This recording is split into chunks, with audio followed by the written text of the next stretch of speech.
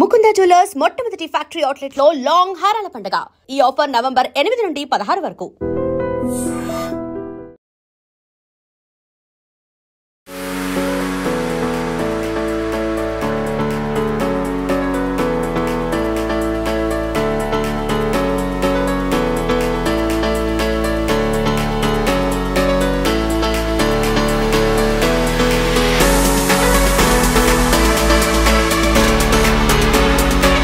So present మనం వైజాగ్ జూలో ఉన్న రాయల్ బెంగాల్ టైగర్ గురించి చాలా మోర్ ఇన్ఫర్మేషన్ తెలుసుకోబోతున్నాం.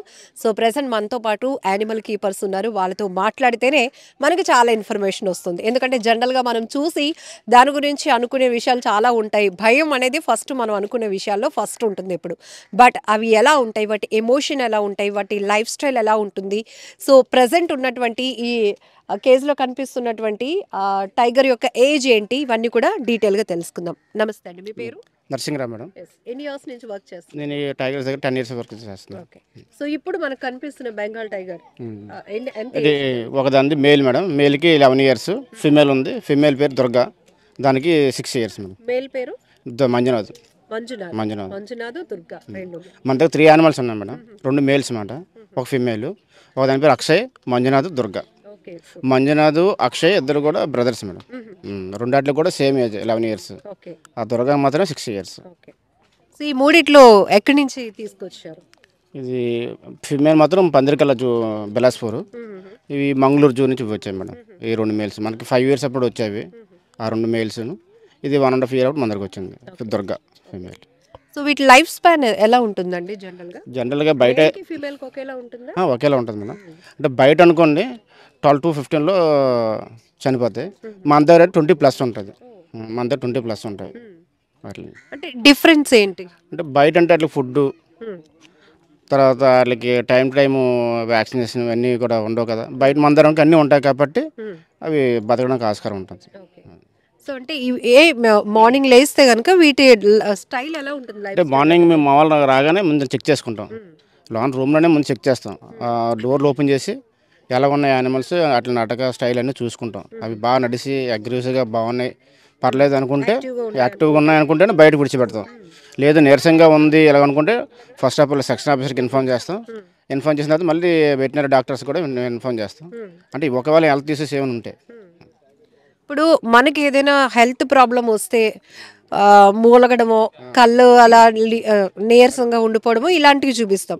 వాటికి ఏమైనా హెల్త్ ఇష్యూస్ వస్తే ఎలా కనిపిస్తాయి? వాటికి సేమ్ మళ్ళీ కంట్లో సపోజ్ జ్వరం వచ్చిందనుకోండి కంట్లో నీళ్ళు తీస్తాయి వాళ్ళకి. అంటే మనలాగే ఇలా మూలగడం చేస్తుంటాయి అన్నమాట. అంటే నీరసంగా కూర్చోవడం, అది మనం ఐడెంటిఫై చేసి దాన్ని బట్టి మనం ఇన్ఫార్మ్ చేస్తే వెంటనే డాక్టర్ గారు వచ్చి ఆయనకి వ్యాక్సిన్స్ వేయడం చేస్తే మళ్ళీ మామూలు నార్మల్ అయిపోతాయి. యాక్టివ్గా ఉన్నాయో లేదా అని మీరు మార్నింగే చెక్ చేసుకుని ఆ తర్వాత ముందు డేక్రాలు కూడా మొత్తం కంప్లీట్ చెక్ చేస్తామన్నమాట. చెక్ చేసిన తర్వాత లోనికి వెళ్ళి యానిమల్స్ని కూడా చెక్ చేసి వాటిని అటు ఇటు నడిపించి అది మొత్తం బాడీతో పాటు మొత్తం టోటల్గా చెక్ చేస్తాం. చెక్ చేసి బాగా యాక్టివ్గా ఉన్నాయి అంటేనే బయటకు విడిచిపెడతాం. సుమారు ఎంత వెయిట్ ఉంటుందండి జనరల్గా పెంచితే?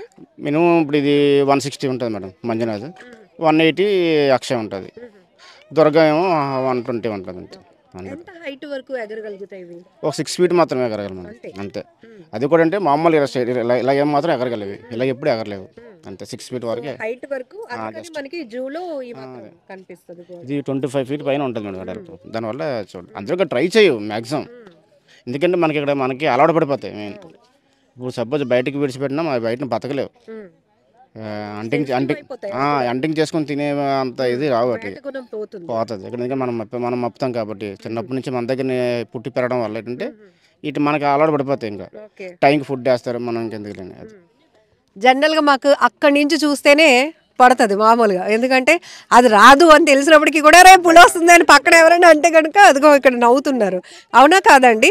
అది కానీ మీరు వాటిని ఎత్తుకొని వాటిని లాలించి వాటిని చూసుకుంటారు కదా, సో ఏమనిపిస్తుంది మీకు? వాటికి ఉన్న బాండ్ హ్యాపీగా అనిపిస్తుంది.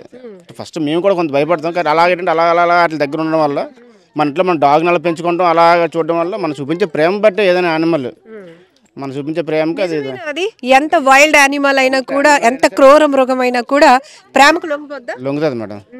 అది సృష్టి ధర్మం కదా. అదే బ్యూటిఫుల్ వర్డ్ చెప్పారు, సృష్టి ధర్మం.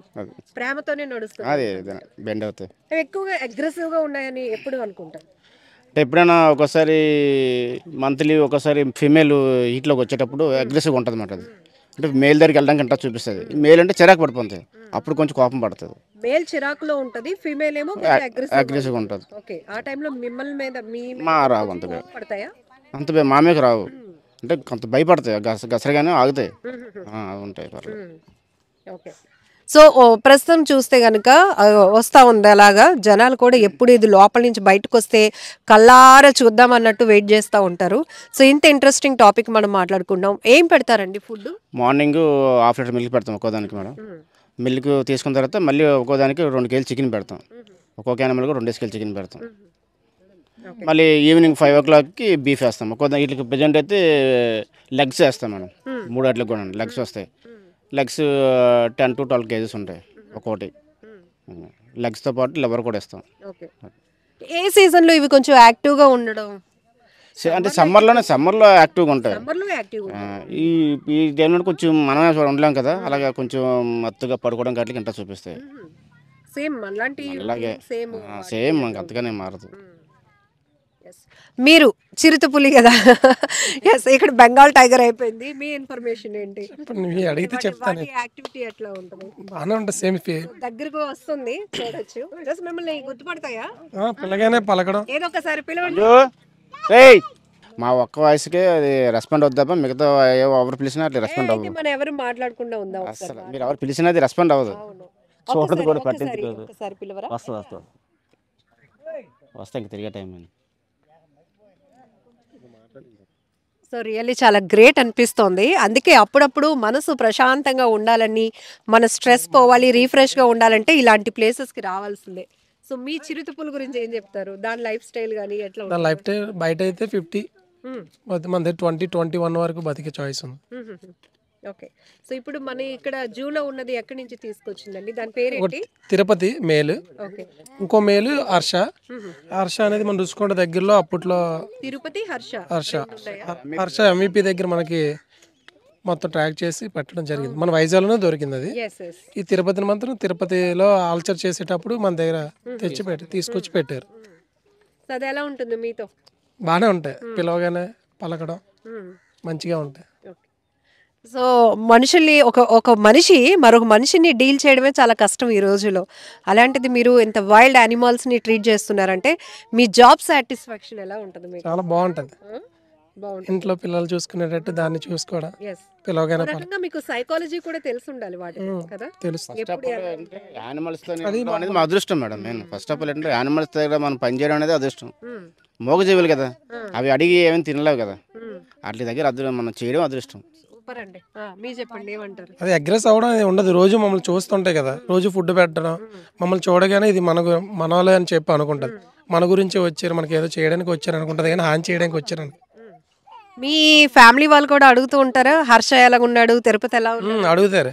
మా బాబు అడుగుతాడు, డాడీ హర్ష ఏం చేస్తున్నాడు అని అడుగుతాడు. అప్పుడప్పుడు వస్తే తీసుకొస్తుంటాను, చూస్తుంటాను. Super, really great.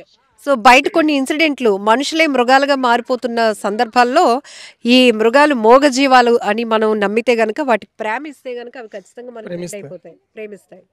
So really great అండి, చాలా హ్యాపీ అనిపించింది. ఎందుకంటే అవి ఒక మోగజీవాలు అయినప్పటికీ మనకి తెలిసే క్రూర మృగాలు అని మనం అనుకుంటాం, కానీ వాటితో ప్రేమను పంచి ప్రేమగా ఉంటే గనక ఖచ్చితంగా అవి మన ప్రేమకు లొంగిపోతాయి. అందుకే మేము ఇంతకాలం వర్క్ చేయగలుగుతున్నాం వాటితో, వాటి ఎమోషన్స్, ఫీలింగ్స్ అన్నీ కూడా మేము తెలుసుకోగలుగుతాం అంటున్నారు యానిమల్ కీపర్స్.